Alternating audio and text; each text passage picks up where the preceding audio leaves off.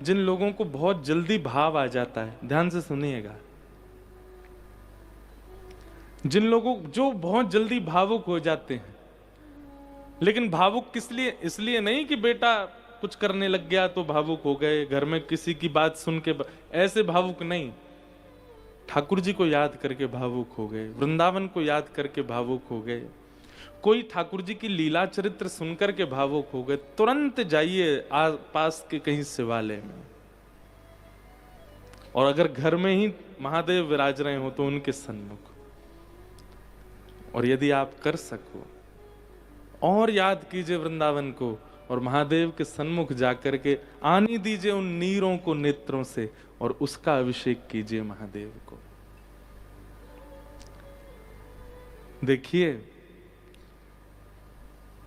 आप किसी से मिलन के विरह में हैं, जिससे मिलन के विरह में हैं, उसका कोई सगा आपके विरह को देखेगा तो उसको जाके बोलेगा, ए भाई वो तुम्हारी कितनी याद में तड़प रहे हैं, तुम जाओ ना, मिलते क्यों नहीं उससे। महादेव को यदि आपके विरह का एक अश्रु बिंदु भी अर्पित हुआ तो महादेव जाएंगे ठाकुर जी के पास, बोले पूरे दिन बैठे रहो, बंसी बजाओ हैं, कछुत करो धरो ना, देखो दिल्ली में वो कितनो रो रहो तुम्हारी याद में, चलो वाकु दर्शन दो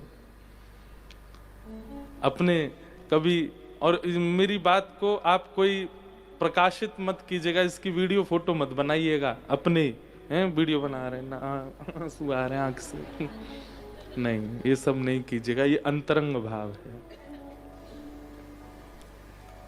अंजनी मैया ने अपने नेत्रों के जल अर्पित किए, हनुमान प्राप्त हुए।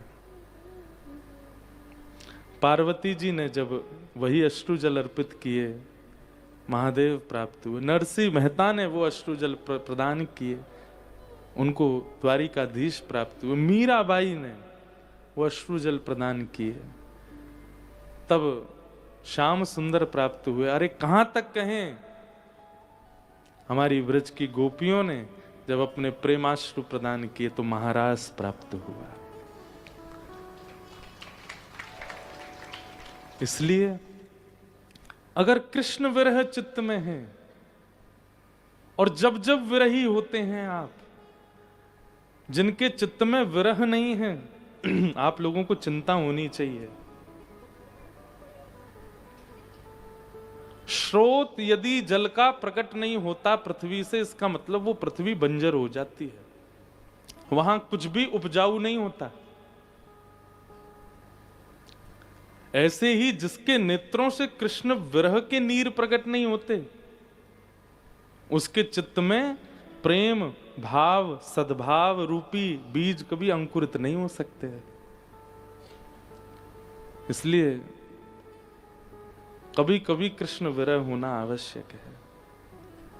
महादेव भीगे क्यों रहते हैं? भीगे देव वो इसी में, वो कृष्ण विरह में ही भीगे रहते हैं।